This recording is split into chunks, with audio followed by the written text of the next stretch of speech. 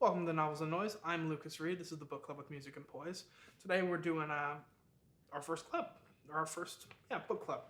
I'm really excited. I hope you are too. I'm sitting here. I am drinking this nice little scotch here, Sia, and it's dry and it's a little complex and it's really punchy. It kind of hits you, and that I thought was nice for our book. So we're going to be talking all about A Farewell to Arms, and if you haven't read it, I have a nice little summary video. It hopefully pops up somewhere on the screen. If not, just look below the video. We'll have a link to it, and you should go watch it because knowing what happens is really going to make this experience a whole lot better.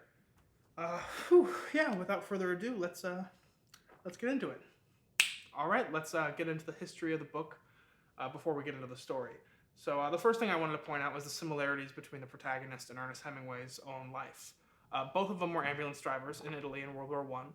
Ernest Hemingway was actually in the Red Cross for the American military, but he was working with the Italian military, whereas the main character, Frederick, is in the Italian military.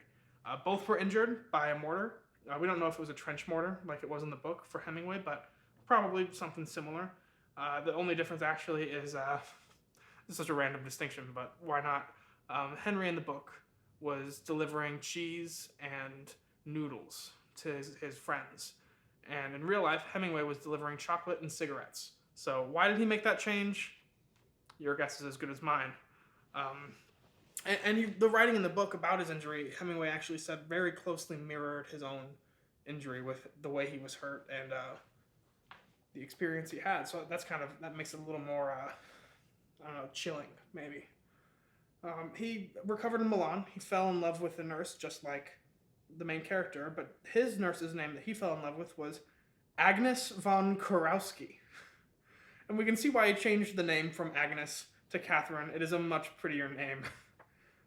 He returned to America and wrote to her, saying, come with me, we always talked about, come to America. And she wrote back, I've fallen in love with someone else, and I'm getting married to someone else. So, just like in the book, he kind of ends up alone in a way, but not nearly as tragic, of course, as it is in the book.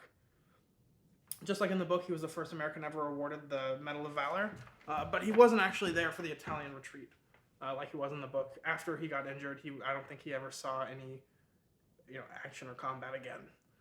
This is one of my favorite things about the book. He sent once F. Scott Fitzgerald, who as the writer of The Great Gatsby. He sent him a manuscript, like a draft, like an early draft of A Farewell to Arms, and Fitzgerald came back with 10 pages of notes and edits and all these stuff. And just imagine that you put tons of work into this book. You send it to your friend, and he sends you back 10 whole pages of stuff that you need to change. And Hemingway had the perfect response. If you're ever curious if Hemingway is really good with words, perfect 3-word response. He sent back the 10-page letter, but on the very top of it, he just wrote, "Kiss my ass." And I just think I love that. It's small and it's silly, but quote Hemingway, "Kiss my ass." Next time you tell someone to kiss your ass, afterwards say, quote Hemingway, "Kiss my ass, Hemingway." I do. The book was banned in Italy, and it was heavily censored in America. The version that you read, if you read it, was probably also censored. Those are still the versions that are released today. He wanted to capture the language that the Italians used, the soldiers used, and as you might imagine, soldiers don't have the cleanest mouths. If a sailor's tongue is dirty, then a soldier's tongue is just tar black. So there's a lot of lines in the book. At one point it says it's supposed to be the F word, but he uses the word something as a substitute. He kind of self-censors himself. Other times there's just lines crossed out. Other parts were actually taken completely out of the book, which is a little disappointing that we don't sell the uncensored version today. I'm not pro censor. This is something I'm excited about. The book is named for a George Peele poem. George Peele was one of Shakespeare's contemporary. He was more of a translator than a poet or an author, but he was also a known author. And he wrote a poem called A Farewell to Arms that this book is named after. And I'm just going to read that poem right now. So if you'll just bear with me, I know how much you probably love poetry, especially long poetry like this. But I'm going to read it anyway. His golden locks time hath to silver turned. O time too swift, O swiftness never ceasing. His youth 'gainst time and age hath ever spurned, but spurned in vain, youth waneth by increasing. Beauty, strength, youth are flowers but fading seen. Duty, faith, love are roots and evergreen. His helmet now shall make a hive for bees, and lover sonnets turn to holy psalms. A man-at-arms must now serve on his knees, and feed on prayers which are age his alms. But though from court his cottage he depart, his saint is sure of his unspotted heart. And when he saddest sits in homely cell, he'll teach his swains this carol for a song.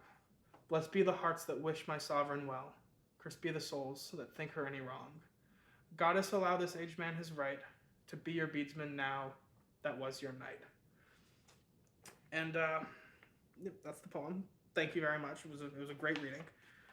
And the odd thing about it is it doesn't really seem too reflective of the book in tone. The book is cynical, and Hemingway has this approach to words like sovereign and duty and faith and what other ones he uses here? Love. He makes a declaration like, oh, I've never been in love. I don't love. He sort of doesn't believe in it, especially early in the book. And this is also a poem about a soldier who's speaking to Queen Elizabeth, just to give you context, in case you didn't catch all the finer details of that old Shakespearean-era poem. It's about a soldier, and he's talking to Queen Elizabeth, and his war and his fighting days are over, and he's pledging himself to the sovereignty of Queen Elizabeth to be, as he says, your beadsman now that was your knight. It's just a song. It's this poem about this eternal loyalty, and that's exactly the kind of idea that Hemingway and Frederick Henry just sort of throw out the window and say that's just so stupid. Why would you ever be so thoughtlessly devoted? It only really brings about stupidity. So it's interesting. There's a widespread sort of theory that the title is ironic, that he's using sort of parody, but I don't really think so. My opinion is that the knight in the poem, it's about duty, faith, and love. And the line, duty, faith, love are roots and evergreen. I think that's really about what the characters learn in this book. And even though they don't, this is going from Queen Elizabeth to Queen Elizabeth. The knight is pledging himself to where he was already pledged. And the soldier, Henry in this book, he pledges himself to the military early, but then he pledges himself to Catherine, and that's where he really finds duty, faith, and love. And even though he has to abandon what he had, it's still about those very strong, old-school Shakespearean traits. And, so he also could have just liked the title. A Farewell to Arms is kind of a cool name.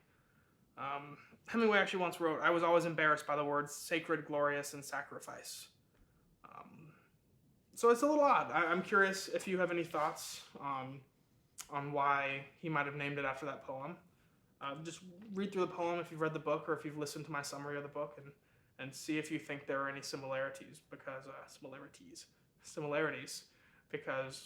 I don't know, I struggle to find them. Now let's move on to one of our favorite segments, Best Word.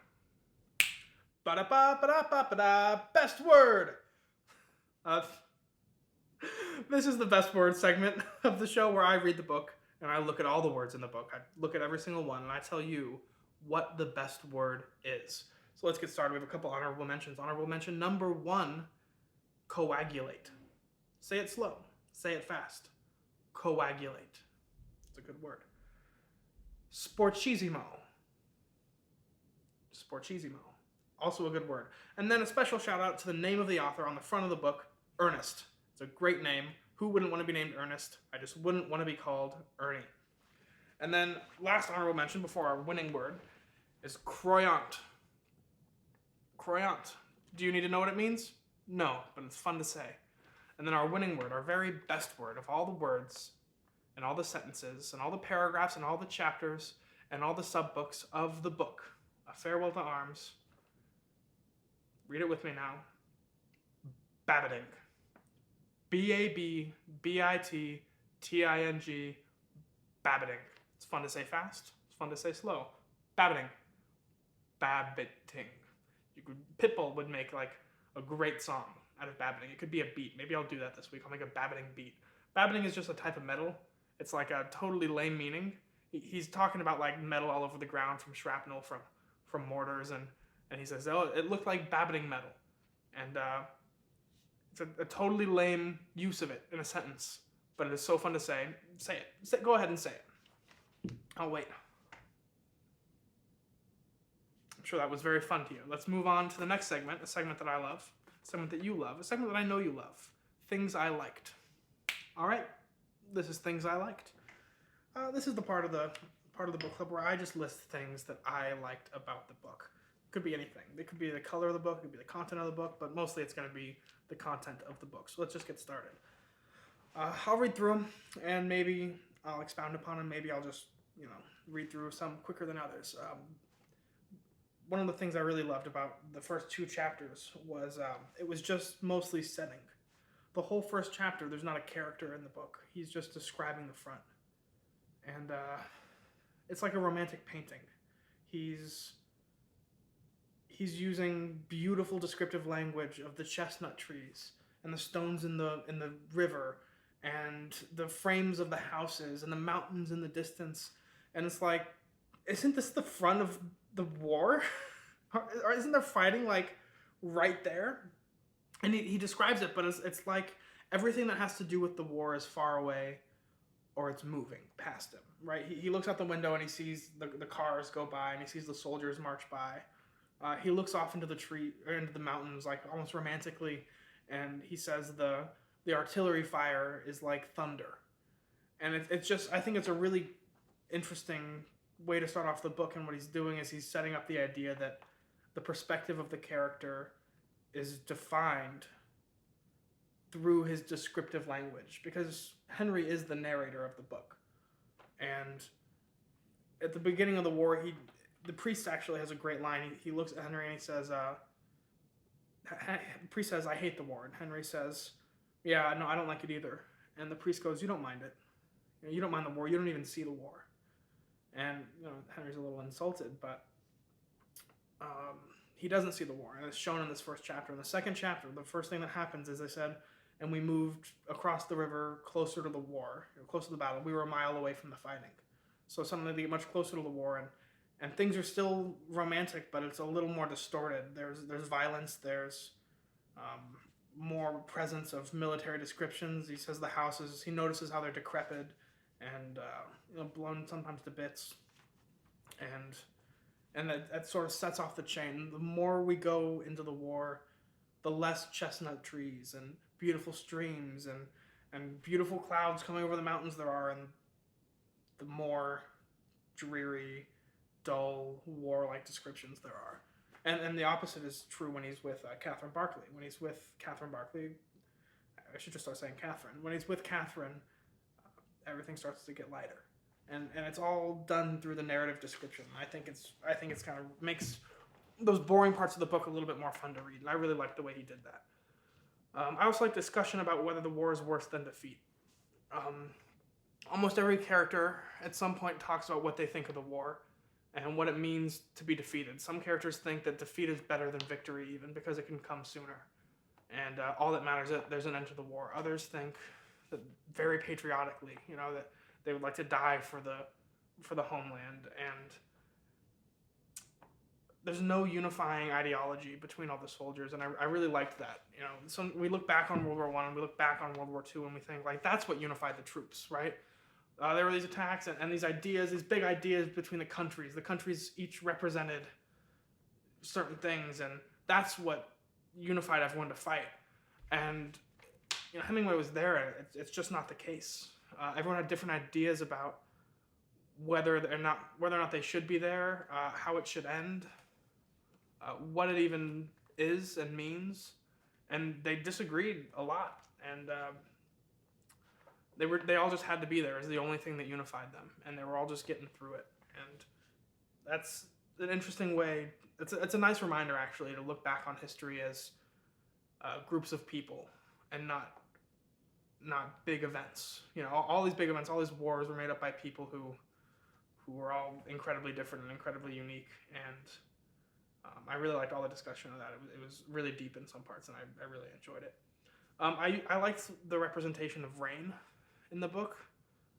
It's used throughout almost the entire book to represent fear and sort of chaos. When he's escaping in the retreat, it absolutely represents chaos, and it's raining all around him, and so much is happening all at once, and the rain constantly coming down is sort of a representation of the chaos. Catherine early on says that the rain makes her afraid because sometimes she sees herself or him dead in the rain. It rains when he's at war. It doesn't rain so much when he's with Catherine. The only time it does rain, she's afraid. And then they get to Switzerland. And like the first day they're in Switzerland, it's raining. And the quote that Catherine says is, "Isn't the rain fine? They never had rain like this in Italy. It's a cheerful rain." And that's the freedom that they feel. And then of course I was going to read it later in this, but I'll just read the last line of the book. After the cheerful rain in Switzerland, she says, "They don't have rain like this in Switzerland." She dies, of course, and the baby dies, and but after I got them out and shut the door and turned off the light, it wasn't any good. It was like saying goodbye to a statue. After a while, I went out and left the hospital and walked back to the hotel in the rain.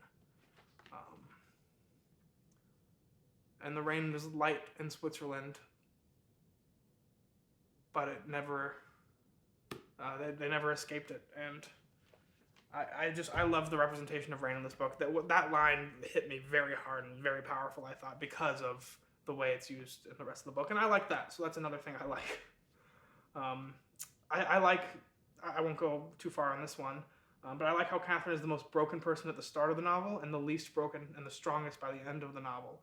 And Henry is sort of the opposite. He's very strong and very independent at the start of the novel, but he gets more and more broken as it goes, and then when he's better, of course, at the very end of the book, just must break him completely. So that really fascinated me. I do think a little bit of it is Hemingway's not incredibly modern, but analysis of masculinity and femininity under wartime and under stress. I really like that. It feels very cyclical. Like it would keep happening that way forever with them if she had stayed alive. Another thing I liked was Rinaldi as a character, his emptiness. One of my favorite lines, I think I wrote it down here. He said to Henry, actually, and it wasn't true about Henry, but it was true about Rinaldi. He says, "You're like an Italian. We're all fire and smoke and empty inside." And, at the beginning of the novel, that's kind of fun. He's kind of a fun character. He jokes a lot, and he is all fire and smoke. But we don't see the emptiness inside. He's just joking, of course, when he says that. But we come back from after the summer, when Rinaldi had just that awful experience and was so overworked, and he's so exhausted, and he says, "There's only 3 things I love." He goes, I love work, but it breaks me. And he goes, and the other 2 things are bad for my work and only last 10 minutes at the most. And of course he's talking about, the prostitutes he goes and sees and drinking. And other than that, he's completely empty, and we just see the way the war tolls on him. He's just depressed, and he's irritable, and he's just so shattered. And that in contrast to Catherine, that in contrast to the priest, even, who's in a similar situation to Rinaldi.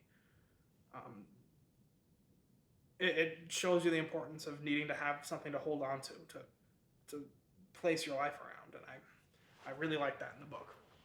As a side character to be, I didn't write this down, but I love the depth of the side characters. I love the realness and how the side characters really are full characters of themselves. I love how Henry comes to love Catherine despite only playing a game at the beginning. And what else did I write? I'll finish what I wrote. Out of instinct and habit, and how Catherine identified that he was doing it. She knew he was playing the game, but she showed him love, even just crazy, bizarre love. And hers was intense, and hers was real.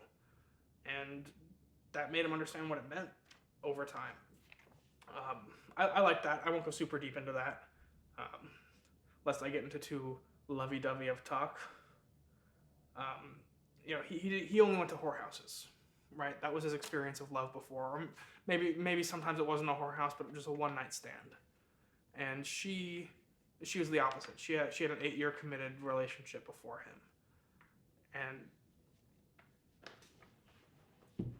one is better than the other. No judgment, but definite judgment. One is better than the other. And he learns that from her, and I really like the way that she identifies that he's just totally playing a game at the beginning, and that he's totally just full of it. But she persists and pursues, and makes it real for both of them. That was cool.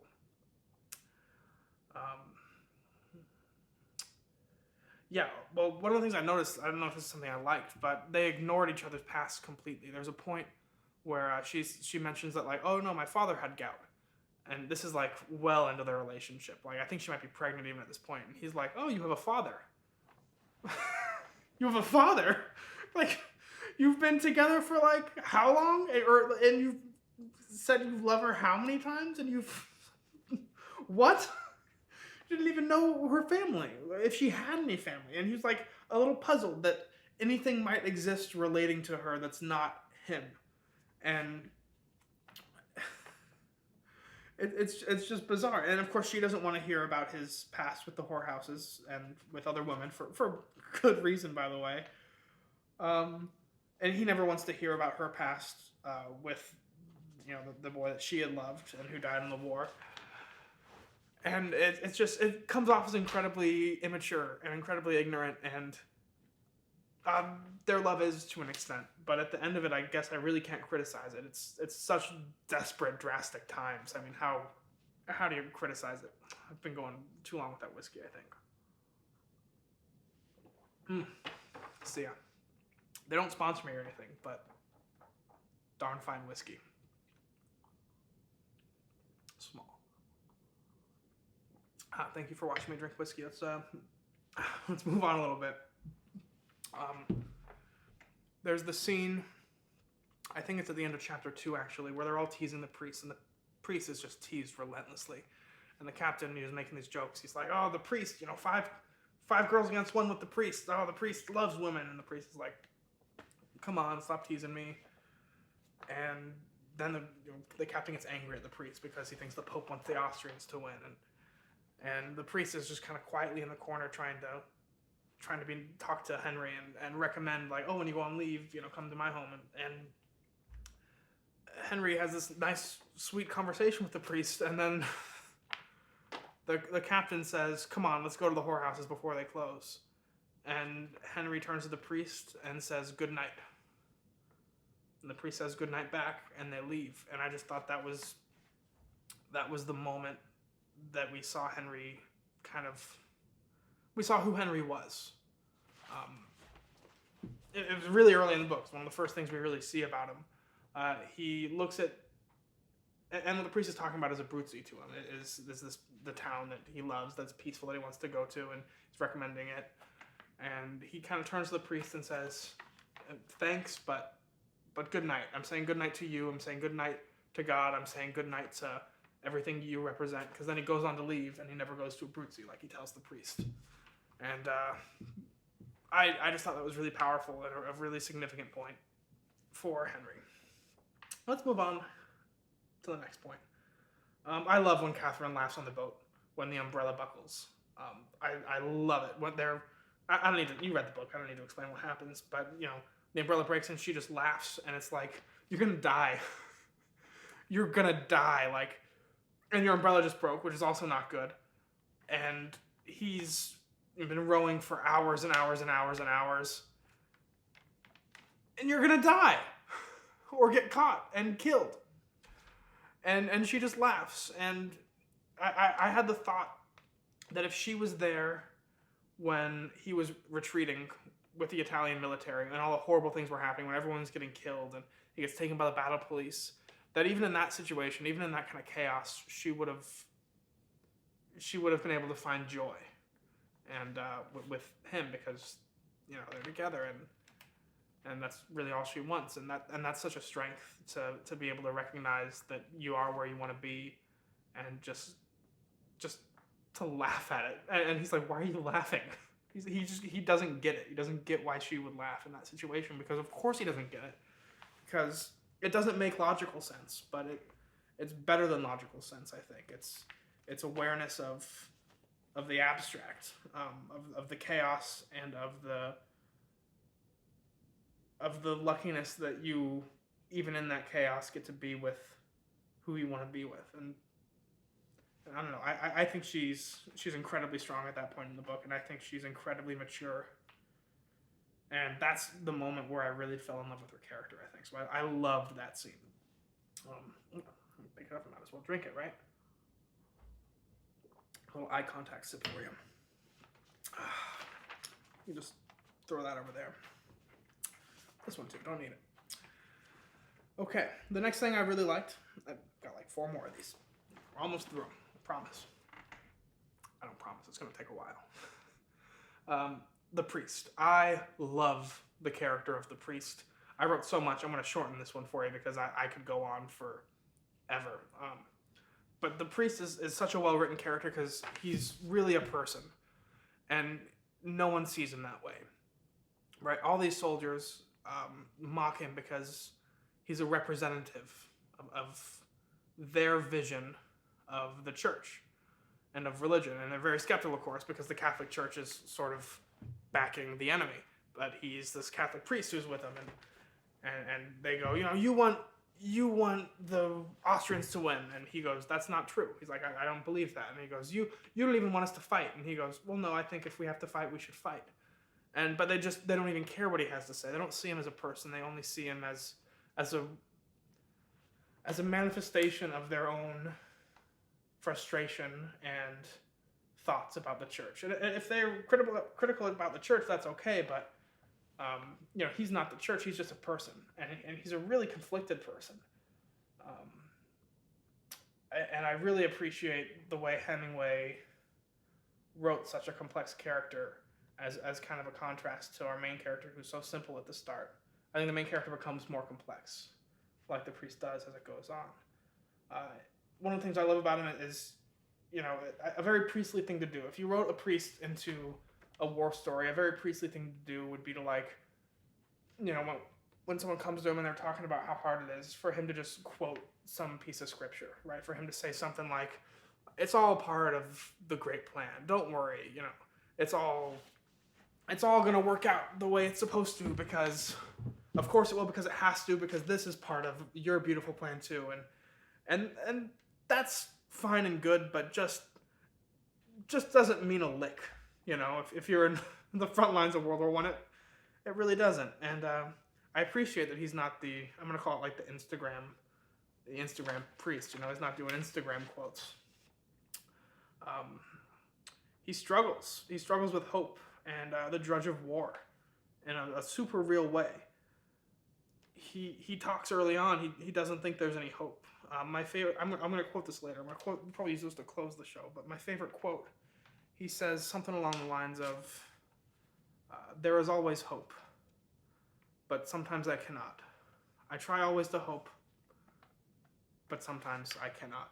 And he says it twice, and it's so powerful, I think, for a character that's supposed to represent, that you would think would represent, the one who's hopeful and teaching and preaching, to just say, sometimes I can't do it. Sometimes I can't see it.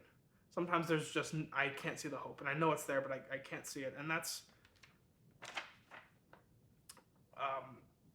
really, I love it. And then later Henry comes back. I should be done talking about the priest. I really could do it for the rest of this book club. I really could. Such great dialogue. There's really 2 chapters of dialogue, and they're both 3 or 4 pages long, but it's just jam-packed with really, really deep thinking from Hemingway. I'll leave the priest talk on one last thing. He was talking to Henry, and Henry had a great quote, and this is just a quote that I love, so I wrote this in. This was in the conversation with the priest. This is actually something Hemingway said. Something that Henry said. Same character, right? he said, so the priest was talking about how, some people are being more broken, and because of that, he thinks the war is going to end because people are finally seeing how terrible it is and just are tired. And because they're tired, they'll stop. It'll end. And he says, that is why the peasant has wisdom, because he is no, I'll just read the quote. That is why the peasant has wisdom, because he is defeated from the start. Put him in power and see how wise he is. And I don't really know how much I agree with that sentiment. I think it's really cynical, but I think it is the mentality that you must have when you're a soldier and or maybe not just a soldier, but when you're sort of oppressed upon and you feel like you have no control, but you're in this awful situation, and whoever's in power must be doing a pretty piss poor job. The poor are only wise, or the peasant is only wise because he was already defeated. I could talk. I could keep talking about it. I won't. I promise. I love the retreat. I talked about this in the summary, so I won't go on about it now. But I liked how the Italians really defeated themselves. The individual Italian characters that we know, they were all defeated by other Italians. Like I said on the summary, there is the first character who dies, who is shot by Henry in a panic and in anger. And then the next character who is shot by other Italians who are panicked. Then there's the one who just gives himself up to the Germans. And then there's one who's killed by the battle police. And Henry, of course, and his friend are going to be killed by the battle police, but he escapes. The Germans don't kill a single person. Not a single one. They just create the chaos that allows them to destroy themselves. And I think that's something worth, I guess the word would be meditating over. And it's Hemingway's reflection on the way we react to chaotic situations. I love that. I love that portion of the book. And then this is the last thing. This is the last thing that I like. I don't like anything else in the book. A good writer makes an antagonist formidable. And, it's no good as a writer if you make the person you oppose a fool. Because then all you're really saying is, look at me, my ideas are so good and I'm so smart, because the other ideas are so stupid. But that doesn't really work, because you wrote the antagonist, you wrote the other ideas. You really should always, as a writer, make your antagonist the ideas you're up against, that you are fighting against and struggling against. You should make them formidable, because if they're worth writing a book against, it is formidable. And he writes kind of an ultimate antagonist. There's no person, there's no individual in this book who you can say, like, yeah, that's a bad guy. The only person that Henry doesn't like is, like, there's this nurse, this old crotchety nurse. And she doesn't like him either, but it's kind of no big deal. It's just kind of more like a general distaste for each other. But the antagonist, the real antagonist, is just despair and chaos and oppression and exhaustion. And even though this is a World War II novel, I think that makes it incredibly, incredibly flexible. I think it applies in some part in everyone's life. At some point, you understood those feelings. You've felt worn down by them, and that's what I think makes it a really great book. So that was the thing that I like. Anything else I liked? I didn't really like the cover. The light blue doesn't do it for me. But those are everything I like. So let's move on to the absolute best segment of the show. I know I said the others were good, but forget them. This is the best part of the show. It is time for haikus. This is haikus. A haiku, for those of you who might not know, is 5 syllables, 7 syllables, 5 syllables. Doesn't have to rhyme. This first one is about Henry and Catherine. The war is forgot. Us together forever. Nothing lasts so long. And this next one is about the conversation that he has with Count Mezzi. Age brings no wisdom. Young nations defeat the old, that they too may break. And this last one is about when he gets hit by a mortar, and it's about the last words of the man who dies next to him. Mortars tear tendons. A bloody mess of man. A bloody mess of a man. Oh, mamma mia!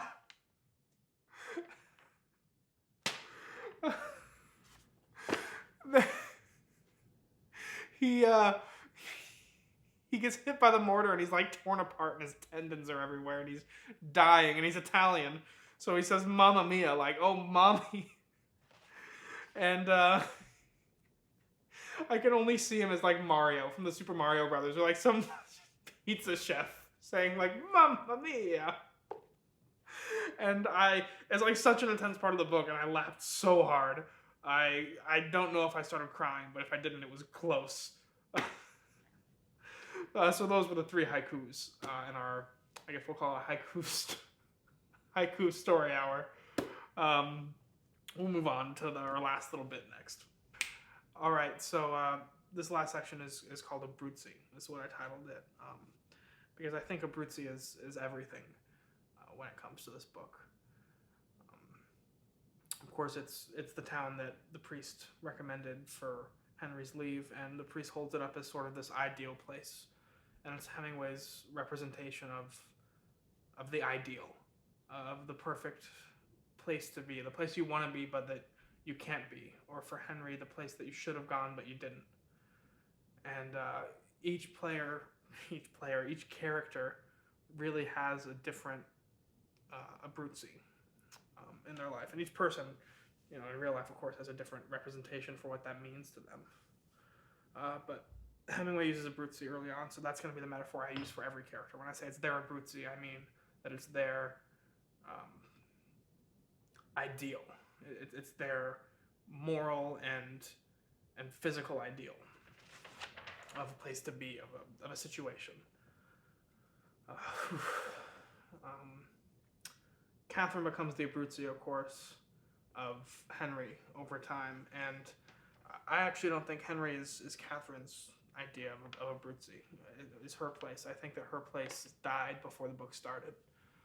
You gotta think about it, she's maybe either super young 20s or old teens when we meet her in this book, and she said she was engaged for 8 years.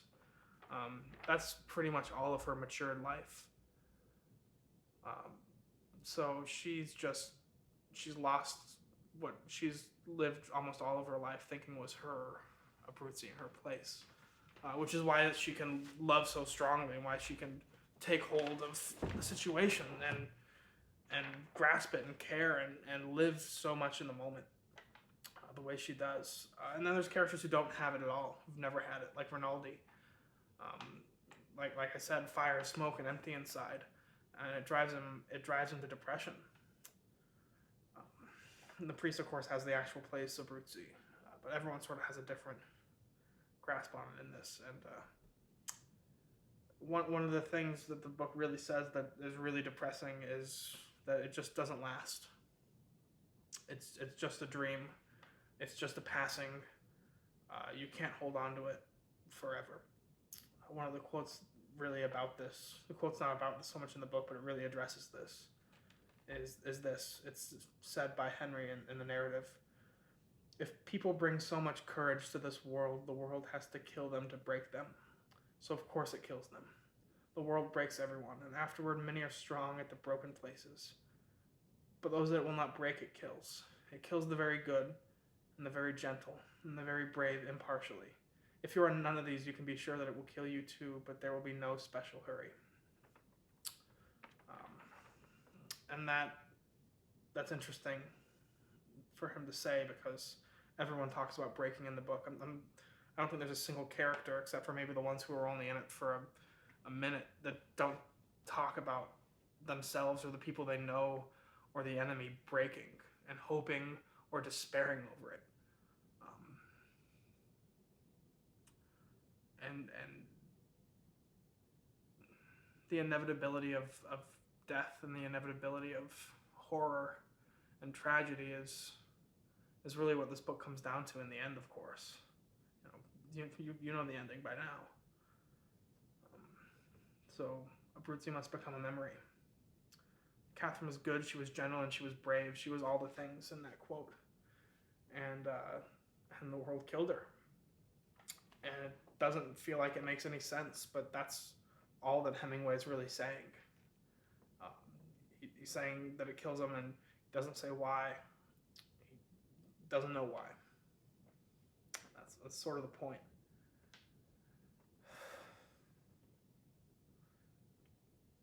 I was trying to think of like just a positive spin on this, and it's not really there. I thought I'd say something, and I thought maybe Hemingway was saying like, be like Catherine and hold on to the good, right? Like laugh in the storm, and that's all good and true and nice to say, and it's not bad, and it's admirable actually, but it doesn't change the reality.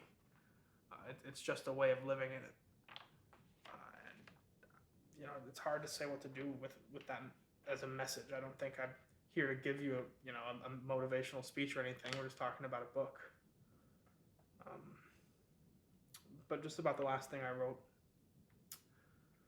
is about Henry, and he says, "But in the end, he did everything he possibly could. He did it as well as he could with the purest heart, and Catherine and the baby died. I don't know what to do with that. Sometimes you do everything, and it just doesn't matter. We don't have the kind of control, and what the book really comes down to, and what this message really comes down to, is that it's about people, not about a war, and it's about the chaos, and it's about the lack of control that you have just as a person. You're too small to control anything. War, life, peace, your own Abruzzi, even yourself, you're too small to control in the grand scheme of things. And it's terrifying, because then what can you do? You can struggle. That's nice, but it doesn't stop the inevitable, and there's a clarity and understanding and letting go of control, like Catherine. But to quote Count Mezzi, it's a very unattractive wisdom, if it is wisdom at all. It's not something that you quite ought to be proud of. And that's really all I can say about it. I don't think there's a silver lining that goes any further than that. So I just want to end with a quote from my favorite character, the priest, that I mentioned before, that I think I said before. "It is never hopeless, but sometimes I cannot hope. I try always to hope, but sometimes I cannot."